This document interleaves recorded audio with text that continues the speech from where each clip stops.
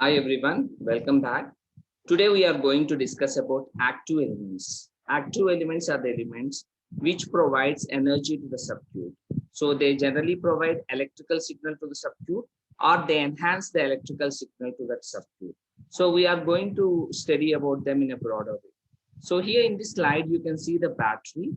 So here in this slide you can see the battery which provides DC supply and also a diesel generator sets where its rated watts is 3050 watts and the maximum wattage which it can give is 3500 watts.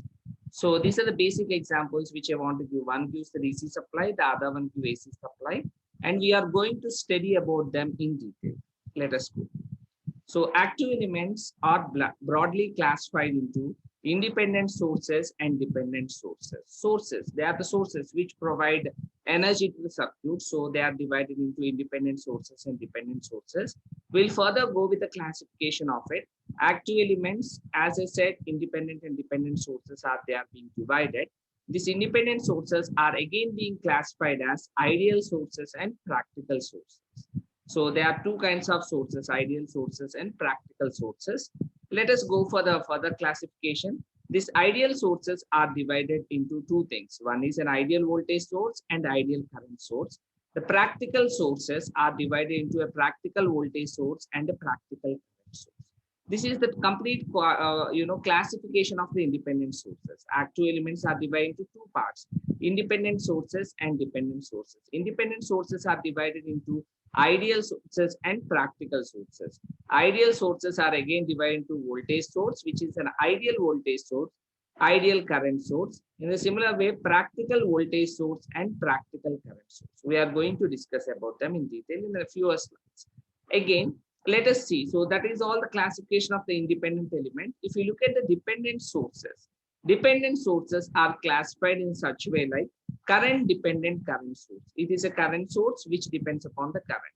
Voltage dependent current source. It is a current source which depends on voltage. In the similar way, a voltage source which depends on current, which is called as current dependent voltage source. A voltage source which depends on voltage, which is called as a voltage dependent voltage source. This is the complete classification of the active elements from the beginning, from the active elements to their own things. So finally, we are going to study about ideal voltage sources, ideal current sources, practical voltage sources, practical current sources, and different dependent elements. All these four dependent sources we are going to study about. We'll go to the next slide. So people do basically classify them in some other way, which is almost the same actually. So basic circuit elements in electrical circuits are classified as active elements and passive elements. Active elements are nothing but the sources. So they are again independent sources and dependent sources. Dependent sources are further classified into four parts. So current dependent current source, voltage dependent current source. So voltage dependent voltage source and current dependent voltage source. That's how these dependent sources are being classified. Independent sources, here he classified them as voltage sources and current sources. Finally, they are being classified to ideal voltage source, practical voltage source, ideal current source and practical current source. If you go to the passive elements, it is already done in the previous videos. They are resistors, inductors and capacitors. I'll go to the next slide. So ideal voltage source. So this is, we are going with the first concept called ideal voltage source. So these are the representations we can say. Either they can be represented like this or like this or like this. So this is a general representation where in a circle we write plus and minus here. So inside the circle we write plus and minus. VS stands for source voltage or the supply voltage we call it. Or if it is being represented in the form of a battery, so it is being represented by a combination of number of unit cell. Longer line stands for positive and shorter line stands for negative. Combination of such lines. So a longer line and a shorter line is basically called as a unit cell. So combination of such unit cells will give you a battery or a supply voltage source or the source voltage source VS. Or very rarely we use this kind of representation, but in some books they still use it. So this is where two circles they intercept. So this is a kind of generator. So these are the three things which are called as an ideal voltage source. Now we go to the characteristics of an ideal voltage source, students. So this is the ideal voltage source and current I, and this is the characteristics. So basically, what is an ideal voltage source? An ideal voltage source is the one which does not depend on current passing through it or current given by this. You can look at this graph. If the current is zero, the voltage is, for imagine I'm taking 10 volts, it is 10 volts. I increase the current 1 ampere, 10 volts, 2 ampere, 10 volts, 3 ampere, 10 volts, 50 amperes, 10 volts. So irrespective of the current, the voltage remains constant. The current is increasing from 0 to any other value. The voltage remains constant. So it is being defined as an ideal voltage source is the one which does not depend on current passing. We'll go with the practical voltage source, all of you. So practical voltage source has a resistance in series to it. So you can see this is a resistance which is actually in series to it. So what is this resistance? Where did this comes from? So practical voltage source, if you take about DC voltage source, so what happens is this DC battery, let us take an example of a battery. The battery is basically made of, lithium ion battery, nickel cadmium battery, lead acid battery kind of thing. They are being made of certain materials. This material offers a resistance. So that resistance is represented in series. And it is very important to note that this resistance is always a very small value. It is not a big value. It is not a large value. It is going to be a very small value. So total battery combination is this. Vs and Rs is the total battery, and the output is appeared across these two terminals, practical voltage source. And we'll go with the next one, characteristics of a practical voltage source. This is Vs and Is. So you can look at the characteristics, students. The blue line stands for ideal characteristics, and the red line stands for practical characteristics. Here you can see as the current keeps on increasing, the red line, the voltage keeps on coming down, down, down, down. So this is the actual output. Why? Because whenever the current increases, you can see the V out is equal to the supply voltage plus drop across the resistance. What is the drop across the resistance? I into Rs. So what is the output voltage? Output voltage is equal to supply voltage minus I into Rs. If the resistance is 0, I into Rs is 0. Therefore, we have the supply voltage across the output. If the current keeps on increasing, if the current keeps from 0, it went to 1, 2, 3, the negative component keeps on increasing. Minus I into Rs keeps on increasing. So your graph comes down. And this kind of graph is called as drooping characteristics. You can see V out. And this particular portion is I into Rs. And if you add V out and I into Rs, it is going to be equal to Vs. The blue colored one is an ideal one. So this is all about practical voltage source. We'll go with the next source. So we'll go with the next one, voltmeters. So what is this voltmeter? If you want to measure the voltage, we measure it by voltmeter. Here there are three kinds of voltmeters which I want to show you. This is an analog meter where the pointer keeps on moving, and whenever it touches some line, so this is 150, this is 200, this is 250, 300, we keep on measuring according to the line gaps actually. And later you can see this is a digital one, digital voltmeter. And this is a multimeter which is also used to measure the voltage. So these are the different multimeters present. And you can see a sinusoidal symbol here, which means it measures only AC voltage. And here also you can see we have a sinusoidal voltage here. So which means it measures only AC voltage. Multimeter is the one which can measure AC voltage, DC voltage also. So we'll further go for the circuit representation. So inside the circle, if it is being represented by V, then it is called as a voltmeter. If I write it outside the circle, then it represents a voltage source.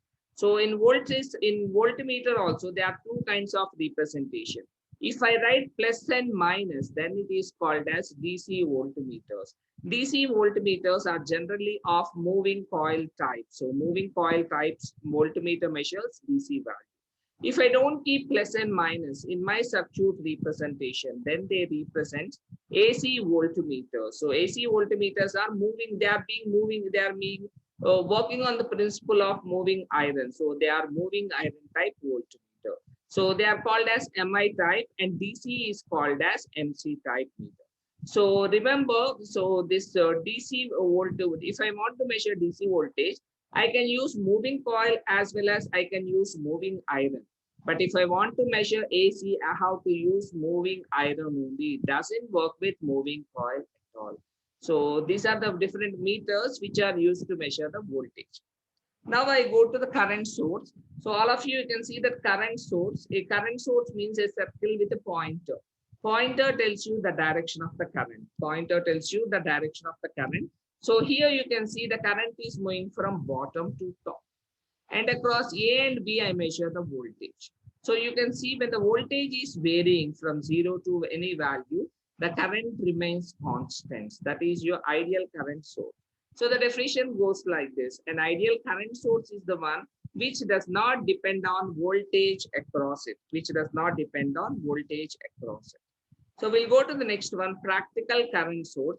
If you know, if you have remembered that practical voltage source, it has resistance in series. But in practical current source, we have resistance in parallel. And this resistance is going to be a larger value.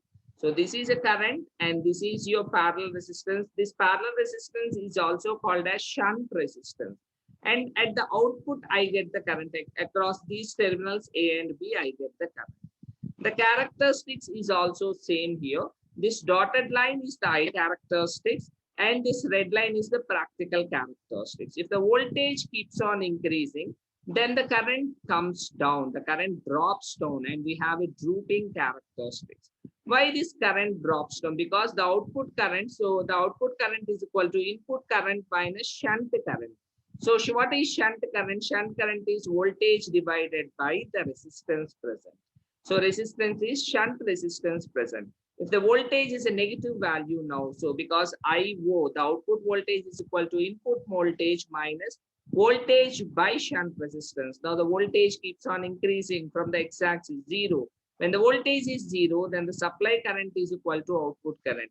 When the voltage keeps on increasing, so when the voltage keeps on increasing, what happens? The output current decreases. It drops down. That's why it's called as drooping characteristics. It's called as drooping characteristics.